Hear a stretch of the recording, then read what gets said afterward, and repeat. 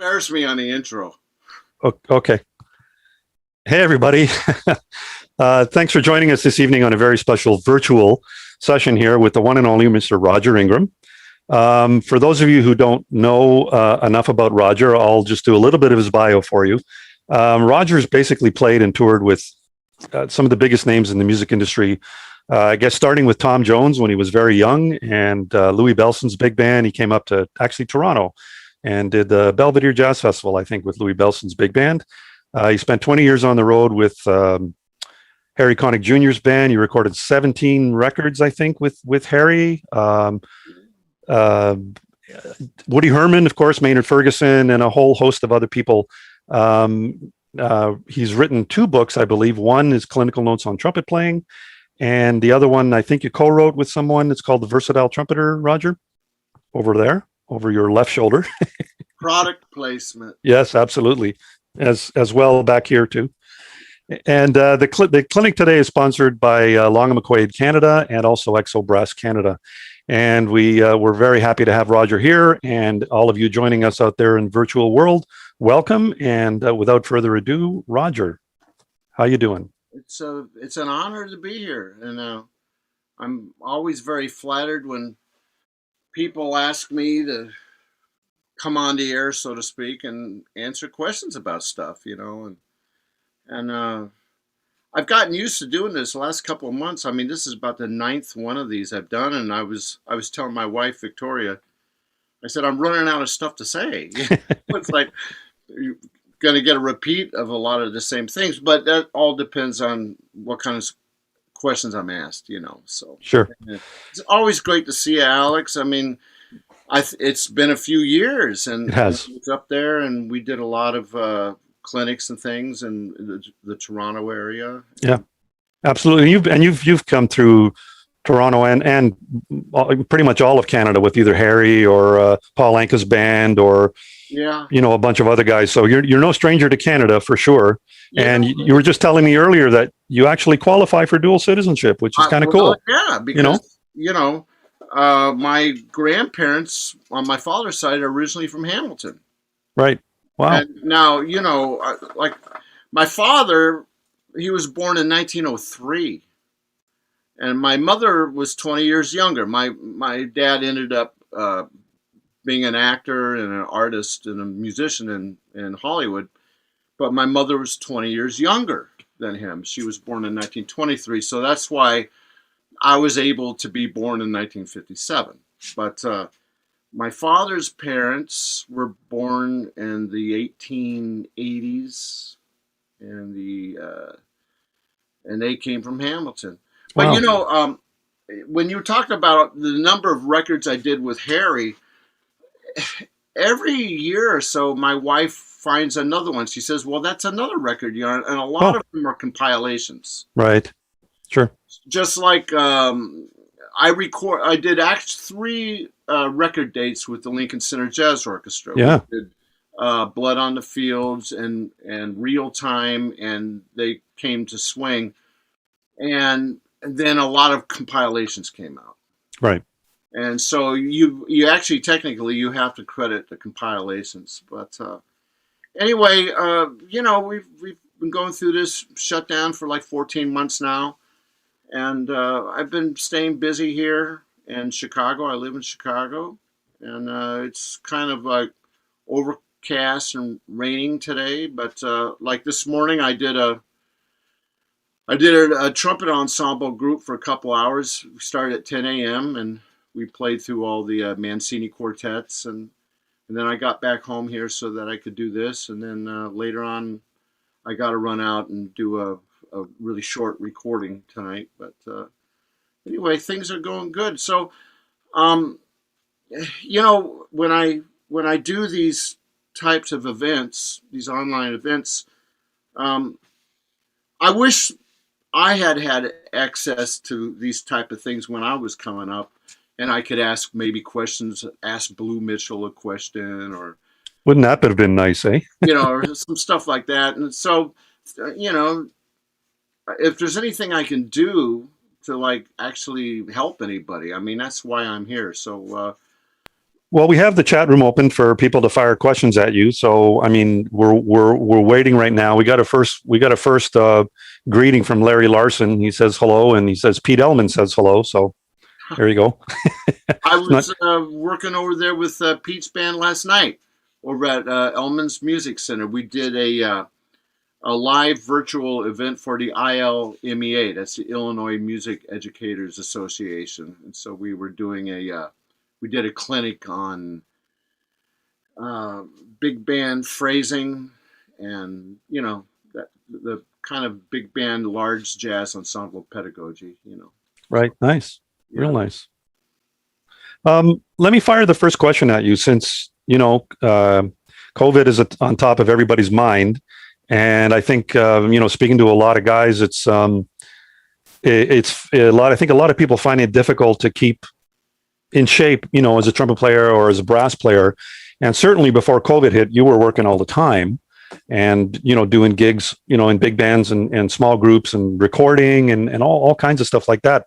And when the world shut down, what somebody of your caliber, like what did you find you needed to do in order to keep your face in shape for when that phone call happens and says, hey man, we need you to play lead on this recording or this jingle or whatever? Can you kind of run us through a little bit of that kind of stuff? Well, you have to keep playing, and I kept on playing so that I could maintain a positive outlook on everything. You have to. There's an old saying: production is the basis of morale. You got to keep busy. You got to keep on doing something. Right. And after the initial shock of everybody going, God, really? It's like everything got shut down. I got stacks and stacks of music books and Abersolds and things. And I treated myself like I was dealing with a student. I assigned myself various things to do.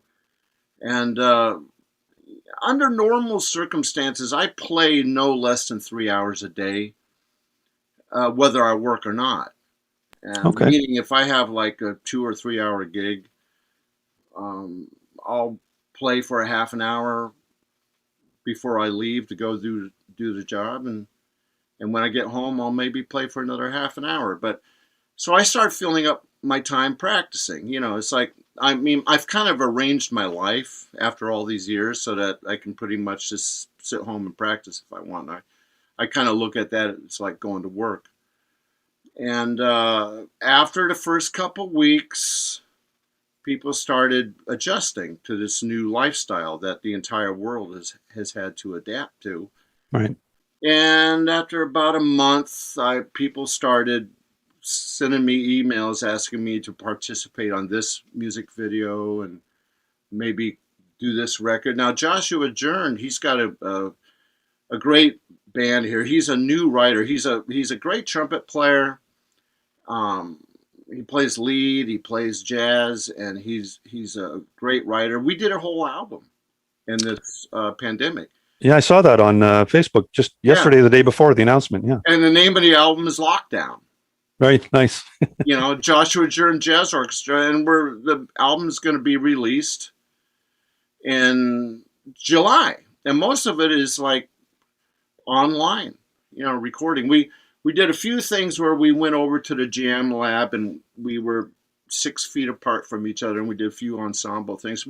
But we did a whole album, and I started finding, like Friday, I'm playing. I'm doing a solo feature thing with the NATO band that's based in Belgium.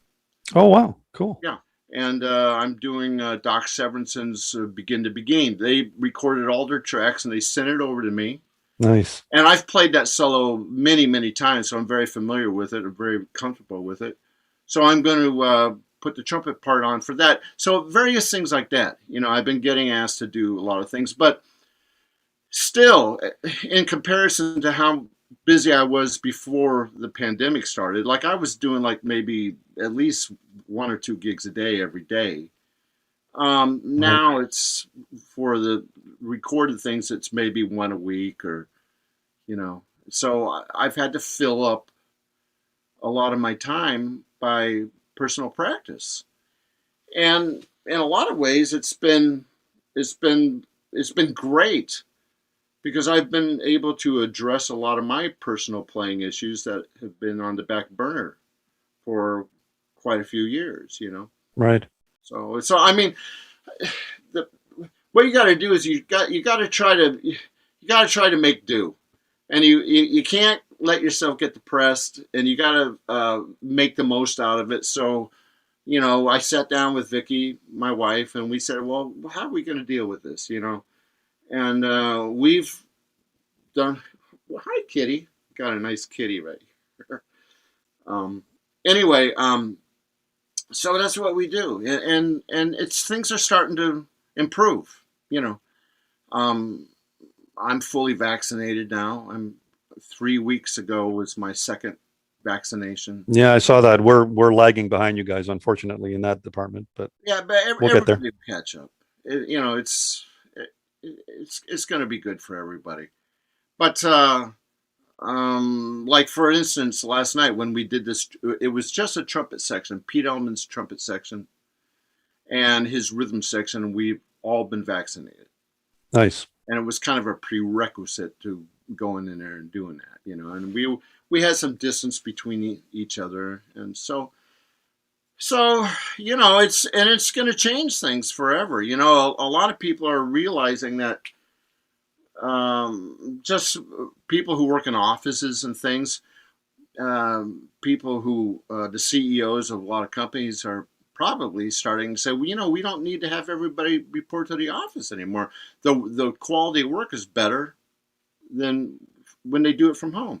Yeah. I have a And feeling a lot of that's going to change. Yeah. well, also the same thing goes for a lot of the TV shows and things. I mean, I know a lot of the people who are doing Netflix and things like that, and the they're really enjoying the fact that when you ask somebody to lay down a trumpet part, for instance, you have as much time as you want to make that part perfect.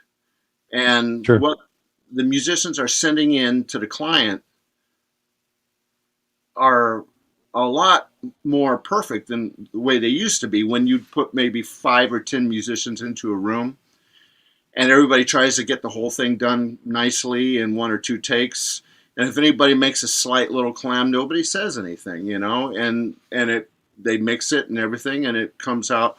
Well, when you start having everybody do their parts individually from home, people are sitting there and just they have the time to get it absolutely perfect now, and which is also causing a lot of writers to write some ridiculous stuff. Yeah, for sure. I mean, I have right here. This is where I practice, and this is where all my books and everything. But on the other side of the computer are all my microphones and my software, and I do a lot of projects from here. And I have. Well, they say, well, we'd like to have it day after tomorrow. Maybe there's 3 things I got to play. So I got 3 days to just get them perfect. And they're starting to get Right. used to that.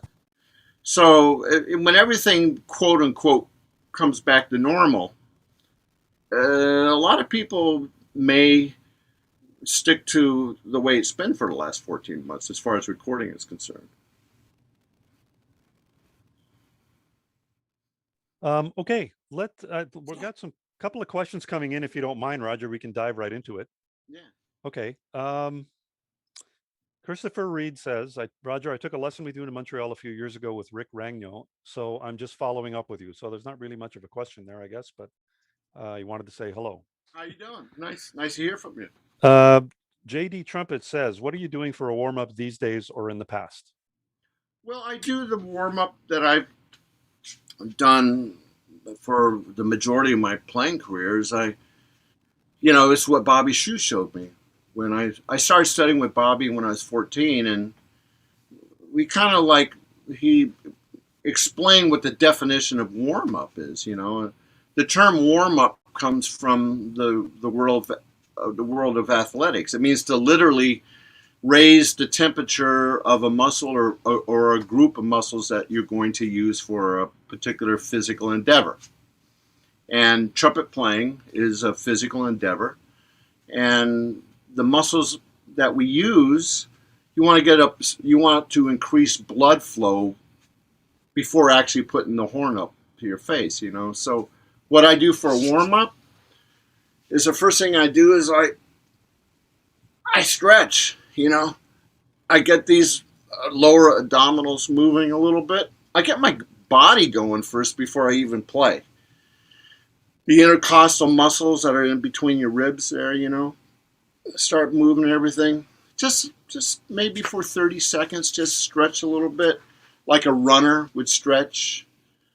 You see a baseball player has a different warm up than a football player, and a tennis player has a different warm up than a track runner. So you want to kind of get your body going rather than roll out of bed and just throw the horn up there. It's not going to be very comfortable.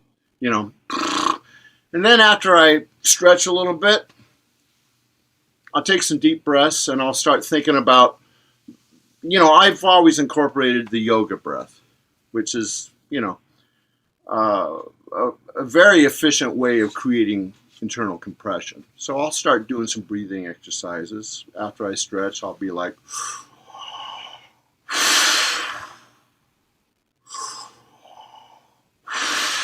just 2 or 3 of those, And then I'll take in the same breath and I'll flutter my lips to get the blood flowing in my face. And I'll concentrate on that side by doing that. And then I'll put my hand here, concentrate on that side and get some fluttering going on, Basically, we're human air compressors, You know how an air compressor works, you bring in a breath and then you blow it out with a little bit of force, like an air compressor. And then, and sometimes I'll even do this if I had a really long gig the night before. Sometimes I'll even get in the shower, let some warm water roll on my face, and just go like this, because, we didn't come out of the womb with little trumpets. I mean, we're not even supposed to be doing this, To have a circular piece of brass pressed up against your face for hours and hours upon, for hours and hours at a time. It's like your lips are like, for tasting food and feeling the texture of different things. It's actually the beginning of your whole digestive process, And your lips are also for kissing your wife, and So in order to survive this thing, which is a man-made invention, is the trumpet. We want to keep from hurting ourselves, So a little bit of preparation with stretching, taking some deep breaths, fluttering, it can't help. I mean, it can't hurt. It can do you no harm, So, and after I do that, then I start doing little exercises like this.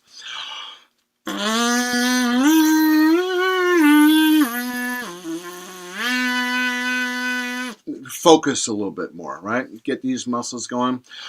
And it also increases internal compression. To have, buzzing is there's a lot more internal compression required to do that rather than just flapping,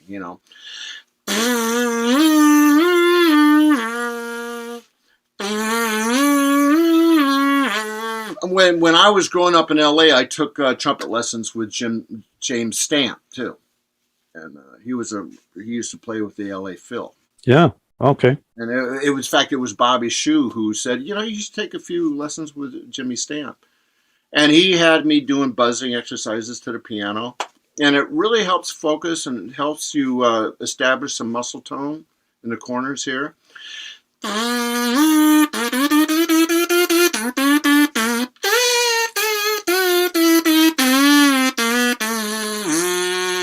Like if I have to do a long drive, I'll turn on the radio in the car and I'll just buzz along to whatever on the radio, So I do that a little bit. And this is still answering the question about what am I doing for a warm-up. Yeah, for sure. And most of this you can do in the car on the way to the gig, which is the beautiful thing, And then, I'll get my mouthpiece And I'll do the same thing with the mouthpiece that I was doing with the free buzzing. I'll go.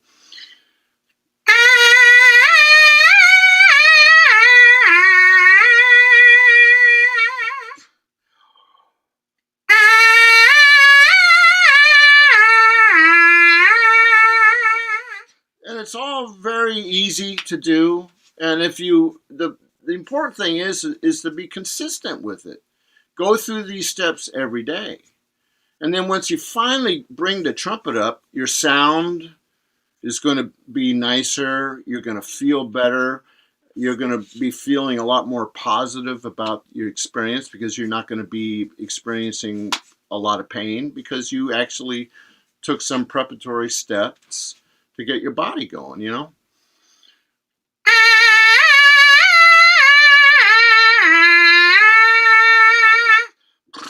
A little more flapping, and then I'll bring the trumpet into it, the 1600i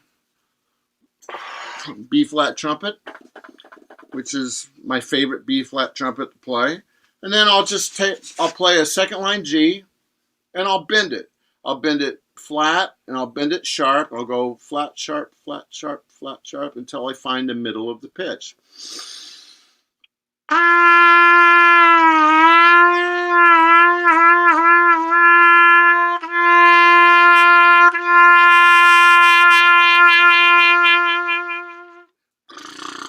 Finding my tone center, right? And then I'll play a middle C.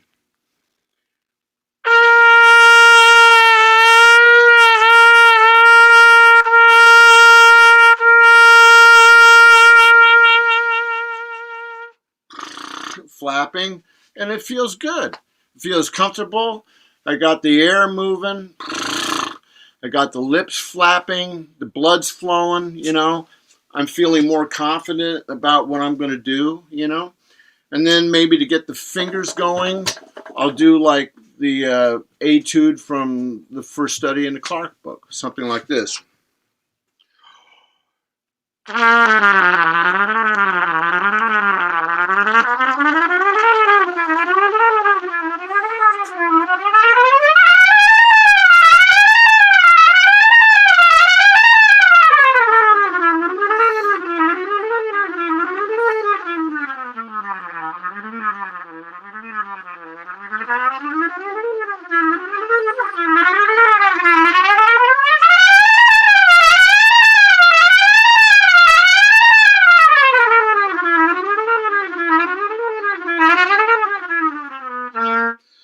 So now I've played everything from low F sharp to high C, which is basically the meat and potatoes of the trumpet. Right. You know, I mean, that's basically what the Arbin book concentrates on, is that portion of the trumpet, you know. And in real time, you're talking 20 minutes, half an hour less, or what I just did. Okay. Yeah. And when you start engaging in a performance or a rehearsal, and if you don't overblow the horn, you just keep everything medium, you're not going to hurt yourself, you know. That's like the meat and potatoes of the trumpet. You know, there was a great lead trumpet player who was the first call lead player in London for years, Derek Watkins. And when I first met him, I was over there with a Tom Jones tour in 1979, and I met Derek because he used to do the Tom Jones gig too, maybe 5 or 6 years before I did it. And I finally met him, and so we started talking about the trumpet, and he said, "You know, Roger," he said, "Roja." He said, all the notes below low C, that's the lower register. And all the notes above high C, that's the high register. And all the notes between low C and high C, that's the cash register. And that's where you earn most of your money. So when I get warmed up, I think about getting everything going from low F sharp to high C. Now, when I go in and I do a lot of these little jingles and commercial things here in Chicago, it's very rare that anything's written above a high F or a high G. Now I can play a, a lot higher than that, but it's not often that you really use that register of the horn, unless you're playing with a big band and you're doing some Woody Herman charts or some Buddy Rich charts or something like that, you know. So when I get warmed up before I go out, I concentrate on just getting all the fundamentals in. I do some scales, do a little bit of tonguing, but I start off without the horn. And I talked to Maynard Ferguson about that too. We were on tour, and we were getting ready to take a break. And I asked Maynard, I said, you know, Maynard, what do you do when you're home with Flo and the kids over there up in Ojai? And he said, well, and you know, he said the hardest thing to do after he got home was to finally open up the case, the trumpet case, and take the horn out, you know. And then he said, he said, I play a little game, you know. Maynard was a really sharp cat, you know, and he liked puzzles and he liked games and stuff. And he said, I take the horn out finally, because, you know, he said, I don't want my chops to disappear into the TV set, man, you know, and so, because, you know, he'd been out on the road maybe 6 months just pounding away, and he had good strong chops, and, you know, he would get home, take a little break, but he didn't want to lose everything he'd built up while he was out there. So he'd take the trumpet out of the case and put the mouthpiece in and just leave it out of the case. And he would put it on a table in the middle of his house. And he said the rule was every time he passed that table, he had to pick up the horn and play for at least 5 minutes. You know, Okay. whether it was just going over to the washroom or going over to the kitchen, every time he passed that table, he had to pick it up and play. And I asked him, I said, well, what would you play? And he said, well, you know, whatever he heard on TV or the radio, he just play along to it. And he said, sometimes he'd pick it up and he'd play maybe 20 minutes or half an hour. But he said that was the rule. And that's how he kept his chops in shape while he was on his hiatus. And he said that he would never play for more than maybe 30 minutes, and he would rest, and he'd pick up the horn and do that maybe 8 or 9 times a day, you know, every time he passed. And he said by the end of the day, he would have played for maybe 4 or 5 hours, you know. Right. And he said he played in the mid-register, you know, if he felt like playing something up, but it's not like he was just pounding out high notes the whole time he was at home. Because he was basically a bebopper. You know, he was a bebopper with a lot of great high chops. Right. You know, he was a wonderful musician. And he used to play by ear to whatever was happening on the TV or the radio, or if one of his kids was playing something, he'd play right along with it, you know. So I do the same thing. I have a lot of horns out. I got 2 of them here, you know, and I got a C trumpet and piccolo trumpet over there, and cornet, you know. So I mean, it's because I love doing it. It's not an onerous task for me to pick up my horn, you know. I mean, this is what I do for a living, and I'm here at home, and my whole life and my family, they sleep right through me playing. Sometimes I'll get up as early as 6 a.m. and sometimes I'll play up to 2 or 3 in the morning, because the basement here is soundproof. You know, we have the acoustic tiles and everything for recording, and Nice. and it's like that's what I do. You know, so Cool. so as far as warming up and practicing, when this whole pandemic started, I said, well, you know, there's a whole bunch of tunes I want to learn. And I started concentrating on, you know, there's some excerpts that I wanted to perfect on C trumpet and piccolo trumpet. And so that's what I've been doing. I've been sitting around here with my horns, and my wife and I have been observing the social distancing guidelines, and luckily nobody in my family got it. And I mean, during the course of the last 14 months, I've had the total amount of friends that I've had around the world who have died has been 9. I mean, I've lost 9 of my friends Oh, wow. in the That's last 14 months, you know. So, I mean, wow. this thing was for real. So we took it very seriously, you know. We just kind of stayed home and you know, knock on wood. I mean, we're all good. We're all healthy. So Nice. anyway, to answer your question, that's what I've been doing for a warm up lately. Okay. Well, you actually in your answer, you actually answered a few questions that came up during that, so that's cool. One Barb Gatt says, "I see your book, Clinical Notes on Trumpet Playing, is out of stock at Pepper. Is there another location that ships to Canada? I'm sure Long and McQuaid probably has that. Yeah, So or you can order it through my website. I have a yep, website. It's rogeringram.com. there you go. And you Absolutely. go to the menu and you click where it says book. And there's also, you know, I mean, I have a whole line of trumpet mouthpieces through Pickett Blackburn. On the homepage, you'll see a link for that. You can click there. And Warburton, Terry Warburton down in Florida, he manufactures and distributes a whole line of trumpet mutes that I designed. And there's a link for that. We're actually testing prototypes for a whole line of trombone mutes now that Warburton's going Cool. to. You did a stint in restoring like vintage mutes. Are you still doing that at all, or no? Well, you know, I mean, I started out by restoring a bunch of old ones for myself. And then I would end up on a gig or something, and people said, "Wow, where'd you get that mute?" And I said, "Well, I restored it myself."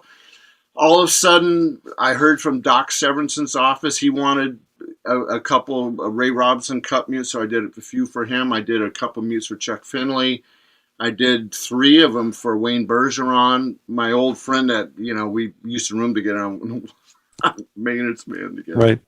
But so I started doing these restorations, and I got so busy doing these restorations that it was starting to cut into my practice time. So I had a serious conversation with my wife, who's an economist, and I Okay. said I can't do this anymore because it's starting to cut into playing and gigs, you know. So we decided that rather than giving up the whole restoration business, why don't you design a line of mutes and have somebody manufacture them? And Terry Warburton is a very creative, very talented and creative manufacturer. He makes a lot of different products. And I've known Terry for decades. You know, I first met him when he still had his shop in Toronto. Yeah. Right. Okay. Well, yeah, for sure. And I was on the road with Tom Jones and I needed a spit valve spring replaced. And I walked into his shop and that started a relationship that's gone on for about 40 years or more, you know. Right. So I approached Terry Warburton because I think he was the right guy to do it. He's open-minded enough to experiment with things. And he and I designed this line of trumpet music. It's called the Mute Meister line. And you could go to Terry's website and look it up. And people love them. You know, they play in tune, and we can barely keep them in stock. People buy so many of them. Now we decided to start a trombone line. So rather than just give up the whole Mute Meister business, I said, well, rather than do these restorations now, um, I'll create a line of mutes. You know, from and the design of these mutes is based on what I learned from restoring all these, tearing down and restoring hundreds of mutes. So I did that for about 4 or 5 years. Now, since the pandemic started, I started doing it again. Oh yeah. Okay. Started accepting some mutes because I was stuck at home. And I said, well, I may as well start doing that again. So I opened up the PayPal links for people to be able to pay for a restoration and send me your mutes, and I'll restore them and I'll send them back to you. So I'm kind of doing it right now, but I'm starting to get busy again. So that PayPal link might go away here. Right. Yeah. Depending on how much the phone starts ringing. Yeah, for sure. Well, yeah. I mean, it's like I'm already like it start mostly recording. I've been Right. doing a lot of recording. So anyway, Nice. I love these old mutes, and it's like you can really nerd out on the materials used, and it's like I can tear down a Ray Robinson mute, and just by going inside of it, I can tell you basically what year it was manufactured. Wow, really? Okay. And the kind of glue they were using. Wow. Back to the questions, if you don't. Okay, so Christopher Reed says, I wanted to ask you about articulating as you go higher and higher, let's say from G on top of the staff up to high C, a half step at a time. And then the follow-up, he says, is the follow-up being how much compressed air to give it that support, and do you anchor tongue behind the teeth or TCE in front of the teeth? Oh, I'm not really sure what anchor tonguing is. I think if I understand it correctly, there's a school of thought that has you anchor replace the tip of your tongue at the bottom of your, like the gum line at the bottom of your teeth, and then you tongue with the back third of it instead of the tip. I may be incorrect, and somebody can chime in, but that's what I believe.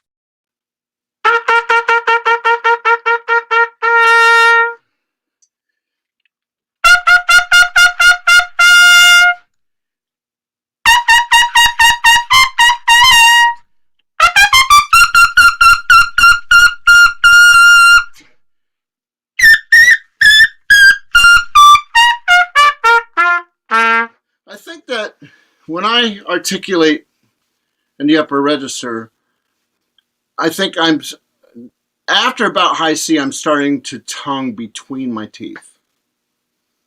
Okay. Up until about a high C, I'm tonguing behind my back teeth. But when I start playing up there, I think I'm more like that.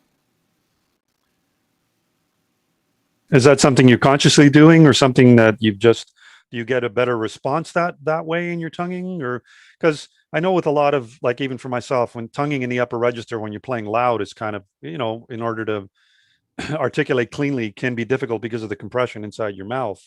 So yeah. Is that the way you found the best results?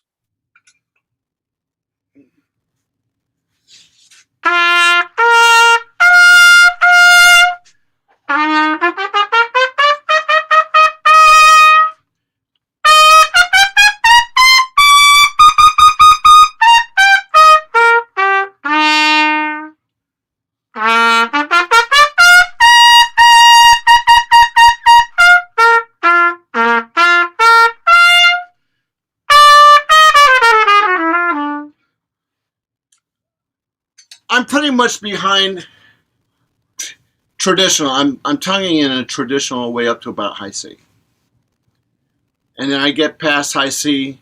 If I was to like tongue double C's, it would be through my teeth. I'm pretty sure. The tongue is a hard thing to figure out what you're doing because there's no visual on it,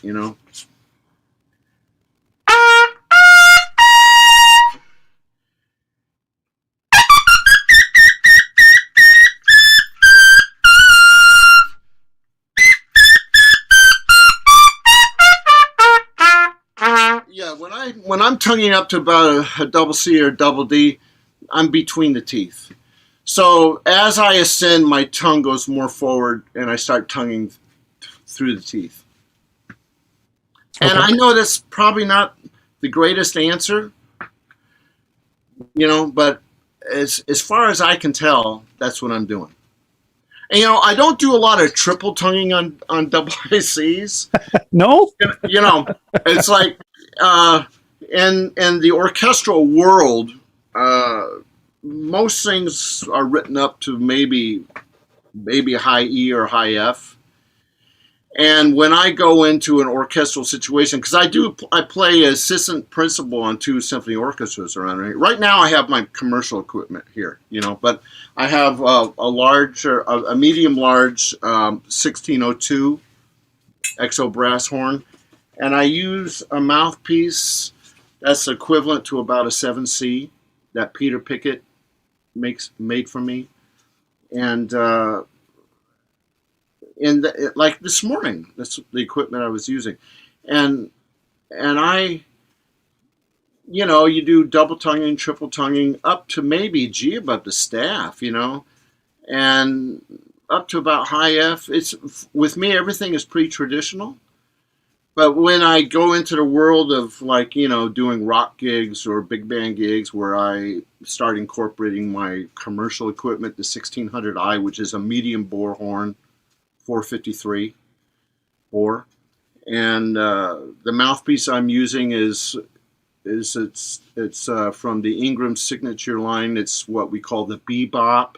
That's what I play lead on now. And it's about a 9. It's equivalent to, if you wanted to compare it to let's say a Bach mouthpiece, it's about a 9D. That's about as small as I go now.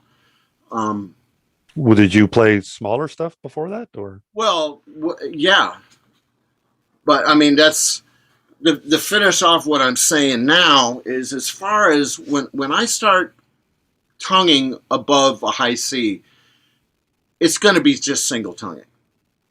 It's like I don't do a lot of double tonguing or triple tonguing above, a high G. And when I single tongue up to like a double C or double D, like I just did, my tongue is more through the teeth than in the what we would call the more traditional register between low F sharp and high C. Okay. The equipment that I used, let's say, I left Harry Connick's band 11 years ago. And I was with him for 20 years. Now, during those 20 years, I worked with a lot of different groups. I did Lincoln Center for about 4 years. I did some tours with Paul Anka, and I toured with Ray Charles, but mostly out on the road. And when you go out on the road, the shows are about 2 hours. And during those 2 hours, you play maybe an hour or an hour and 15 minutes worth of music, because whoever it is that you're backing up is going to talk to the audience, and there's going to be some solo pieces. And when you're traveling every day and you're staying in hotels, there's not a lot of trumpet playing going on in your hotel room, because it's kind of frowned upon with hotel security. And so when I was with Harry, his trumpet book was about a third or a fifth. His lead trumpet book was about a third or a fifth higher than most written, higher than most lead trumpet books were written. And when you're basically just playing an hour or an hour and 15 minutes a day, in order for me to survive that gig and be able to be consistent up there, I turned to smaller equipment. I was playing a shallow V-cut mouthpiece, and I had a shallow bowl mouthpiece for the more normal type of lead parts that I would have to play when I was working with Harry. So I got off the road. I met Vicky. We got married. We got the house here in Chicago. And I started practicing. Doing a lot of practicing. As I said, I play no less than 3 hours a day, mostly about 4 hours. So I didn't need to rely on the smaller equipment so much anymore. Like I said, the smallest mouthpiece that I play now, it's a mouthpiece that Peter Pickett designed with me. It's called the Bebop, and it's equivalent to about a Bach 9D, and that's what I play for all my commercial work and big band work and most of the recording that I do. And it's because I practice more. I play more, and I'm becoming more versatile, and I have more girth here. So uh, the really shallow mouthpiece, and still a lot of people we we offer that V cup mouthpiece, and a lot of people love it. And we offer the lead mouthpiece, which is kind of a shallow bowl, which is what I used to play. And they're both great mouthpieces. But me personally, I don't require having to play something that small now. So yeah, I Cool. play equipment that's across the board a little more. Um, I don't think conservative is the right word, but standard, more standard type of equipment. Okay. Interesting. Another question for you here from Gregory Doing. What do you use for a mic and processor for recording? Oh well, I have a Royer and I have a Coles microphone, and I have Pro Tools and oh the processor, I call it the middleman that takes it and digitalizes everything. Um, I've been using those. Um, to be honest with you, my stepson Byron, he got a degree in audio engineering. Oh, he did. I remember meeting Byron. Was it 10 years ago, I guess, or Right. so? Yeah. And so he kind of is my in-house engineer for a lot of things. And those kind of questions are probably you'll get a better answer if he was sitting here with me right now and if they were directed to him. Right. That's very cool. The microphone, the Royer, I carry it around with me. And the guy who told me to get a Royer was my friend Wayne Bergeron. He says, Roger, for the way you and I play, it's a ribbon mic and it can take a lot of heat. You Right. know, and but it's not like I'm playing loud all the time either. Sometimes I like using the Coles because it's a little warmer sounding. Okay. I'm not sure if I'm hearing some sound, but I'm not sure if it's coming from you or somebody else. So we'll just push on here. Julian Brinley asks, how's the pandemic affected your motivation and state of mind when it comes to trumpet and music industry overall? I think you kind of touched on this a little bit earlier, but Well, it's not like just now everything is going to change and everything is changing. The music industry, since as far back as I can remember, since I got involved with the music industry in the 70s, it's always changing. It's always been in a state of flux. This is just the change du jour. It's like the only thing consistent in life is change. With the music industry, it's the same thing. I mean, it's always changed. Nothing has ever stayed the same with the music industry. Now there's just more excuses to do certain things that people have been wanting to do for a long time. Um, because of all the advancements, and a lot of advances have been made as far as recording and what we're doing right now here on Zoom, and the online, kind of like the Brady Bunch version of doing a lot of type of arrangements and presentations. right. Um, it's going to affect a lot of things. Anybody who was looking for excuses to cut out live musicians has got more reasons to do it now, Oh, don't say that, man. which is a negative thing. It's like if you were ever looking for a reason for an excuse to cut down on the amount of live musicians, they think they're coming up with the excuses now to be able to do that. A lot of people who want to save money are going to try to capitalize on this new situation. But some things you just can't duplicate. So I mean, there are a lot of changes going on, and it's going to be interesting to see how everything pans out. Right. Well, let's hope that live music comes roaring back like it did in the 20s. Well, there's a lot of people who are just dying to go out and hear some live music and to see musicians actually playing instruments, rather than just pre-record soundtracks, Right. Um, but believe me, I'm one of those musicians who wants everything to come back and maybe even stronger than it was before as far as live performance is concerned. Sure.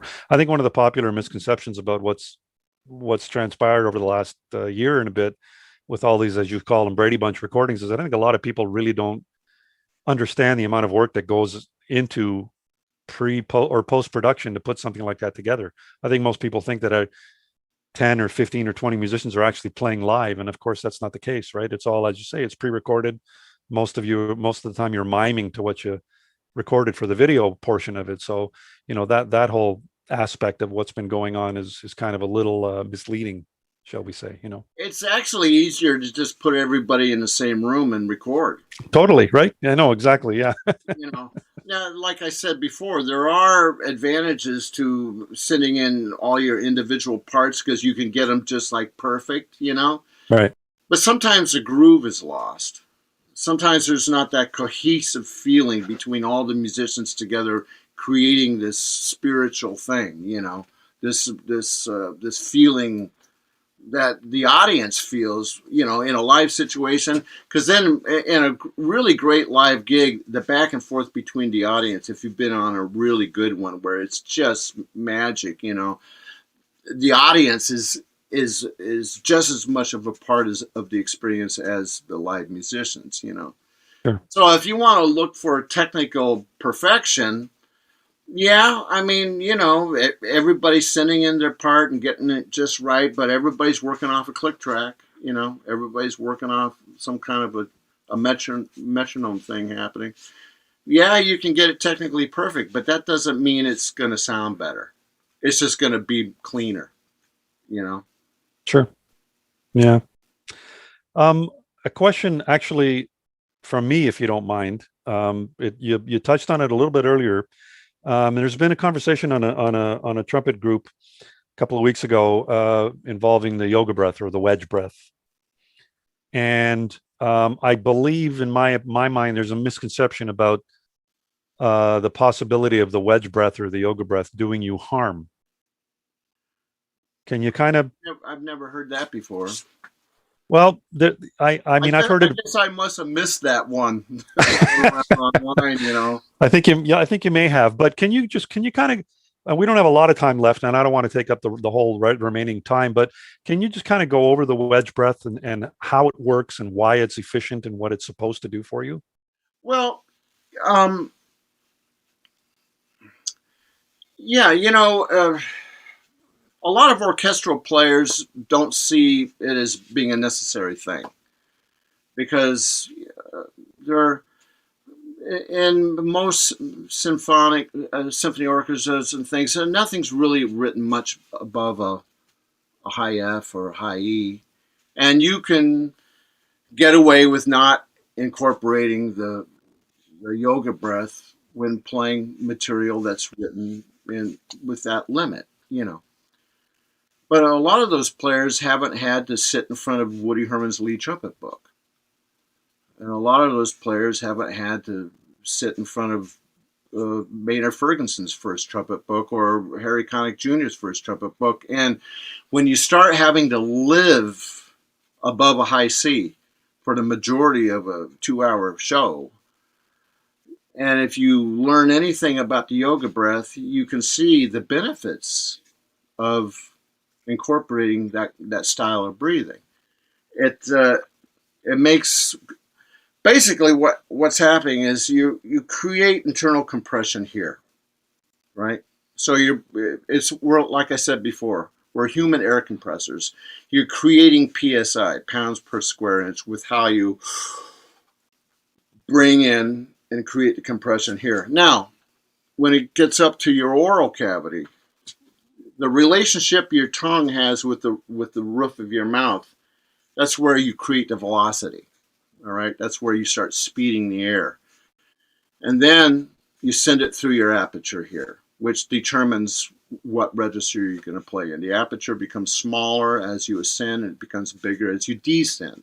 Depending on the direction your music is playing, your aperture is constantly opening and closing, opening and closing. I should actually say becoming bigger and smaller, bigger and smaller.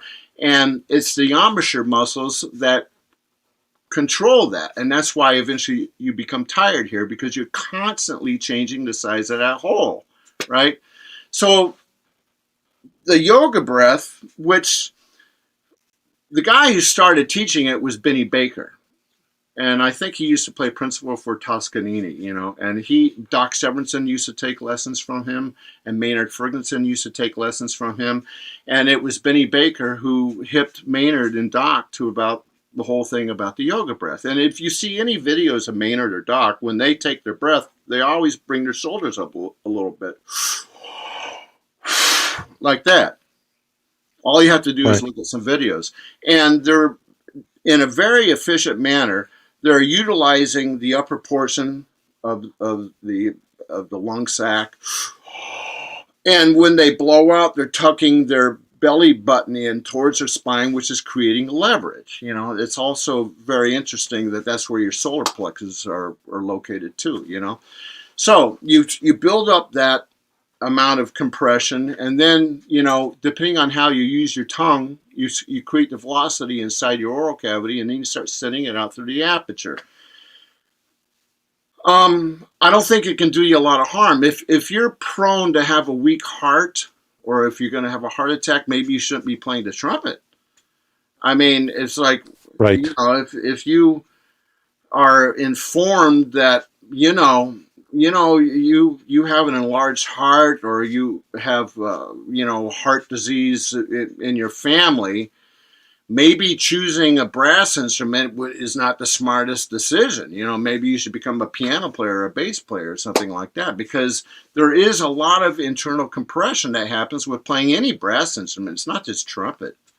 It's like a trombone or a tuba or anything. You're constantly going, constantly. I mean, like I said, we're human air compressors. I mean, so even if you were, I've heard of brass players who didn't incorporate the yoga breath die of heart attack. I mean, Conrad Gozzo died of a heart attack in 1964, and I don't know for sure if he incorporated the yoga breath or not. Now, I have seen photos of him when he played, and his shoulders are up a little bit, So as far as causing harm, like I said, this is a man-made thing. The only natural instrument is the human voice. How many times have you been told when you were taking trumpet lessons, sing when you play? At best, we're imitating vocalists. I mean, this is a man-made object, All these instruments that we've come up with are man-made objects. That's why the warm-up is so important. You're trying to survive the experience. I mean, at best, we're going to be imitating a vocalist, And most instrumentalists end up becoming backup musicians for vocalists. You see all the biggest stars who've made the biggest bank in the history of the music business, and it's like Sinatra, Sammy Davis, Lady Gaga, Barry Manilow. They're all vocalists. All the major pop artists are vocalists.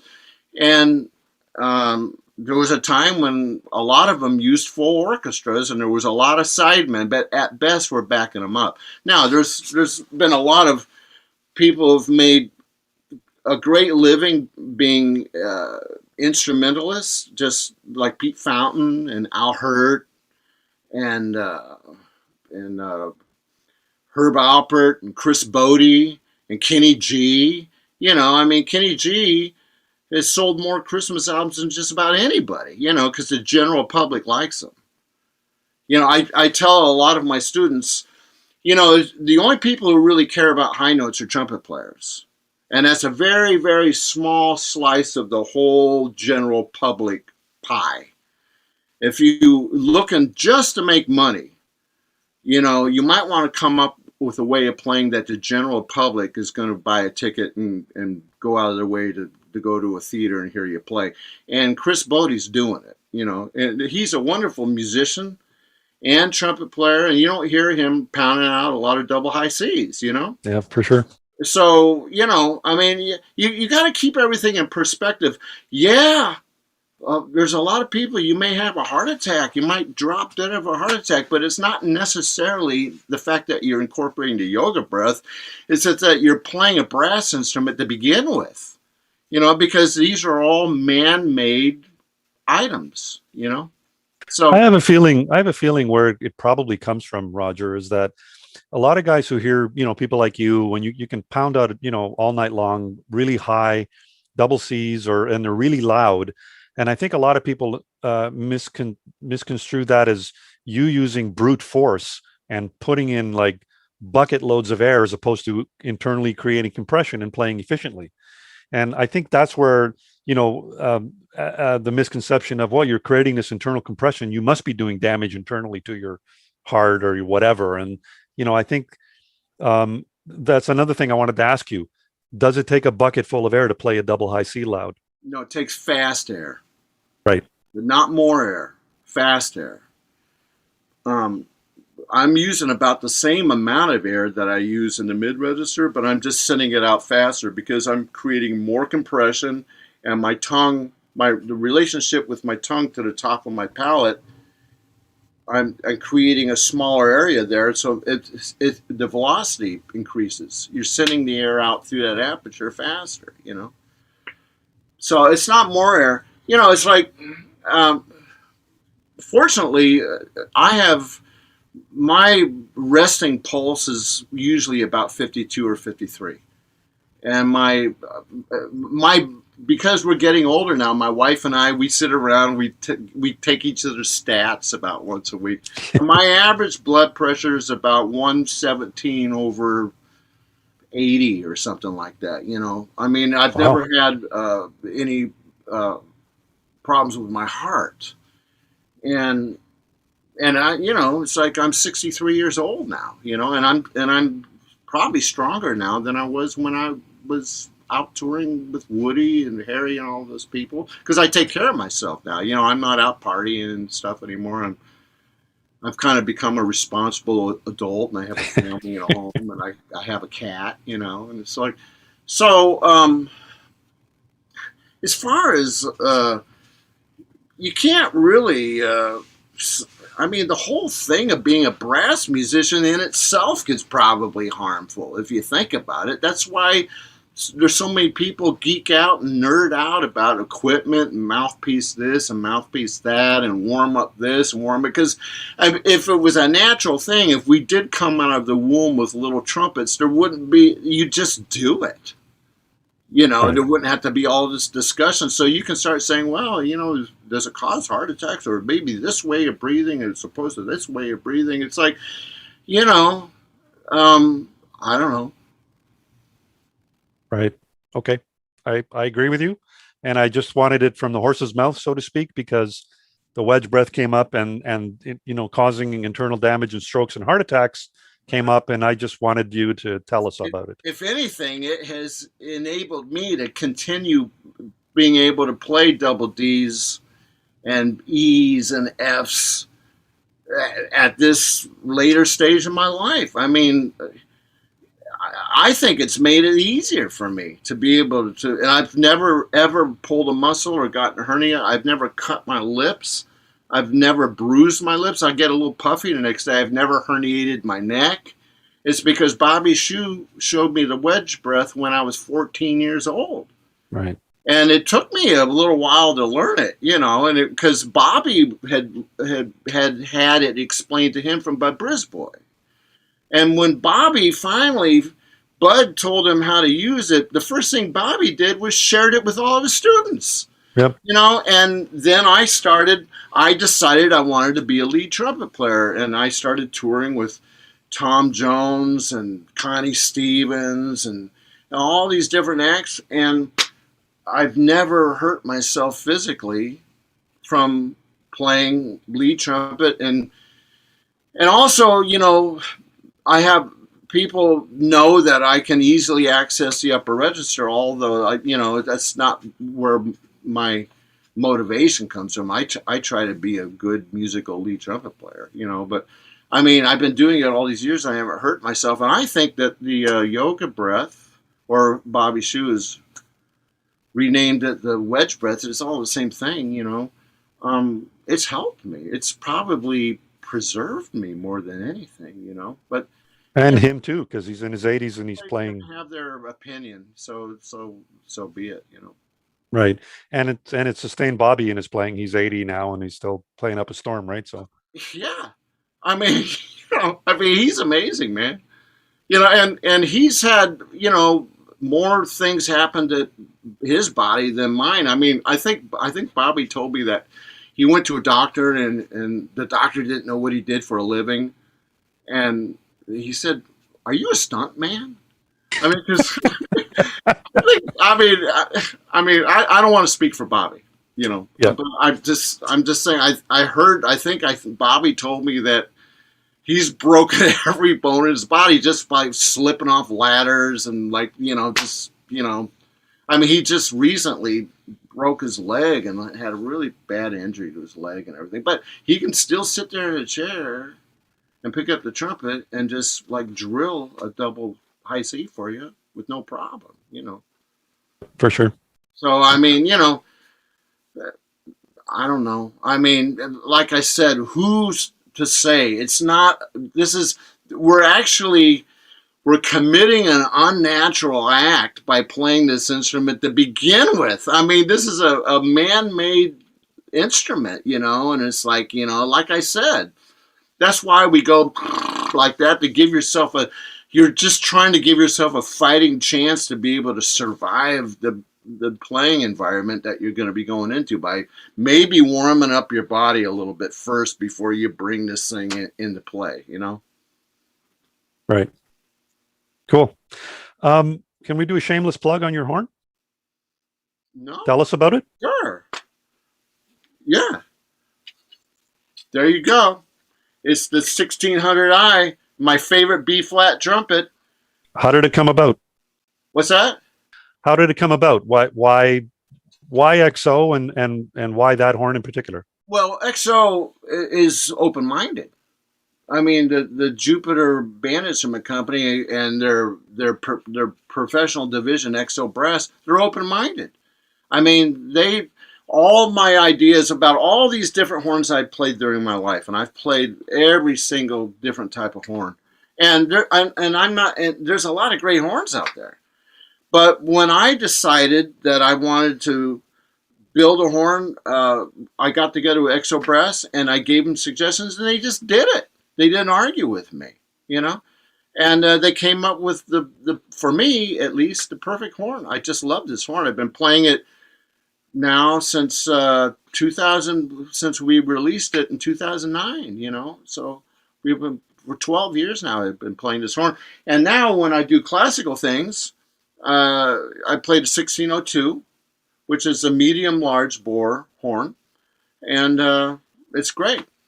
You know, so I mean, I'm very happy with it. For me personally, I mean, um, I'm very satisfied. And with the C trumpet and the flugelhorn and the piccolo trumpet, I mean, I love it. I love all of the horns that they make. And I'm not saying that it's there's no good horns being made by other manufacturers. There's a lot of great horns out there. Everybody's trying to. That's the beautiful thing about horn manufacturers. Everybody's trying to improve. Everybody's trying to raise the standard so that we all sound better, so that we can survive this thing that's not natural to begin with. That's why people go out of their way to make these horns. That Bobby Shu really works hard with Yamaha to make his horn, and the people over there at Bach. And you wouldn't believe the kind of energy is put into making these XO brass horns. And they're just wonderful. Yeah, your horn's a 445, right? A medium bore. Have you always gravitated towards that end of the No, no, spectrum no, or no. It's a 453. 453? Pardon me, my mistake. 453. The bore size of a horn is determined by what it is at the valve section. This is 453. And this particular horn, um, after the taper of the lead pipe and before the taper of the bell, it's 453 all the way through. So Okay. it's a uniform bore configuration. That's why it slots so well. Um, Now, you said 445. Bobby Shoe's horn is 445 at the valves, but they have a dual bore configuration, which Right. it's not 445 all the way through. That would be too tight, you know. Sure. I'm not sure the exact specs of that horn, but you know, Bobby loves that horn. But I tried them when they came out. I didn't really love them, you know, and that's why I wanted to present this idea to Exobrass, and they did it for me, and I've never turned back. You know, I've never looked back. Well, it's a great horn. I have one myself and use it on certain gigs and stuff. And it, as you say, it slots well. And I think again, you know, misconceptions are out there with a medium bore. A lot of people think, oh, how can you get a big sound out of something like that? Because it's smaller than the traditional 459, Well, what 460, a you lot know. of people don't realize is that when those years that Maynard Ferguson was playing a Constellation, the model number of that horn was the 38B. Yep. And the reason why they called it the 38B is the bore size was 438. The Okay. Constellation that Maynard played all through the 60s was a small bore horn. At the valves, it was 438. And that's a small, tight horn. Tiny. But the bell was huge and the lead pipe was huge. The lead pipe was so huge, in fact, that it affected intonation. That's why Maynard finally, after he moved to London for a while, he got with the guy and they came out with the Liberator. Right. Because the intonation on the Constellation was a little dicey, you know. And then they came up through Holton. He came up with the MF horn, you know. But all during, so you know, it's all relative, you know. I mean, the bore size of a horn is determined by what it is at the valve block. But you can add all kinds of different bore tubing and bell size and bell chokes and the bell tail, and you can mess with all that stuff. So when you say a horn is medium bore, they're talking about what it is at the valves. That Right. doesn't mean the horn is going to be playing stuffy and tight. Right. But you know, there's a lot of people who don't do their homework. Let's just leave it at that. Well, you know, and what you might want to do is just put on a blindfold and put a whole bunch of horns in front of you and not know what the numbers are on any of them. Just play them Yep. and decide which one you like the best, and then take your blindfold off and see what it is. That's the best way, in my opinion, to buy a new horn. Absolutely. Yep. You know. Somebody wrote, can you explain the inserts on the tuning slides on your horn that you have? Well, I did that to decrease the amount of gap, and they discontinued that. Is there a reason particularly, or? Well, because they were getting stuck in the horn, and a lot of people didn't understand the concept. And the horn plays just as good without them. But the reason why we put them in there is it's like if you were to if you had to tune with the tuning slide out that far, right? See that? But if you had an insert in there, that means you could keep the gap into about a 16th of an inch. The horn plays, ideally, a trumpet plays better. The further in you got that slide, the horn plays a little better, you know. But if you have to tune like that, it's good to have an insert sleeve in there so you can pull the slide out where it needs to be, but you can still play with a small gap. I see. Okay. That was, Makes sense. in a nutshell, that's basically what that whole concept was about. Okay. Makes sense. But they called those the exons, I think, you know, and they discontinued the inclusion of those with the product package. Okay. Makes sense. You know, we've run out of questions. I don't see any new here, and I'm just going back along to see if I've missed anything. Is there anything you want to touch on now that we have you here virtually, or? Well, I just want to encourage people to stay busy, and that'll keep your productivity level up, and it'll keep you positive. we're getting closer to getting out of this thing, this whole pandemic situation. So I just want to encourage people to stay busy, and stay positive, you know. And probably the best thing to do is, as you said in the beginning of our session here, is almost treat yourself like your own student and assign yourself stuff to do on a daily basis to keep your mind busy and set your goals and stuff, so you don't just go, I don't feel like practicing today. It's real easy to get depressed if you lean that way to begin with. Just keep busy, give yourself some things to do. Okay. Well, I think since we looks like we're done with questions and stuff, and I think we've covered pretty much everything. Roger, I want to thank you for joining us tonight. It was a pleasure to have you here, and I know that everybody who logged on tonight got a lot out of it. As usual, your clinics are always full and informative and stuff. Well, I hope so. I mean, like I said, it's always an honor to have people ask me to answer questions about stuff. If there's anything I can do to help anybody, whether you agree with everything I say or not, I'm just being honest. I mean, that's just the way I feel about things, and I want everybody to play to their fullest potential. When my students, I want them to blaze trails. I want them to set new boundaries for everybody. So, I mean, that's the way I feel about things, and I love to play, and the bottom line is to make music. No matter what kind of equipment you use, what kind of breath you incorporate, how you think about the aperture and your oral cavity and everything. The proof in the pudding is how the sound is coming out the other side of the bell. That's the bottom line. Right. And speaking of students, if somebody wanted to study with you, how would they go about that? RogerIngram.com. That's my website, RogerIngram.com, and you go to the menu at the top of the homepage, and you click lessons, and it tells how to arrange an online or an in-person lesson with me. Okay, great. And for those of you that want to see this again, it will be archived on Long and McQuaid's YouTube channel. So if you missed anything that Roger was talking about, or if you kind of jumped in halfway through the session, you go on there and you can watch it to your heart's content as many times as you want. Again, Roger, thanks very much. It was great to see you again. We appreciate your time this evening, and have a great time. And when this is all over, I promise you, we're going to do a cross Canada tour. We'll start in the West Coast. We'll go all across the country, right to the Maritimes, and have some fun. I love Canada. I like going up there. So cool. Well, we'll it's a date. All right. Great, Alex. Thank you, Roger. And thanks everybody for tuning in.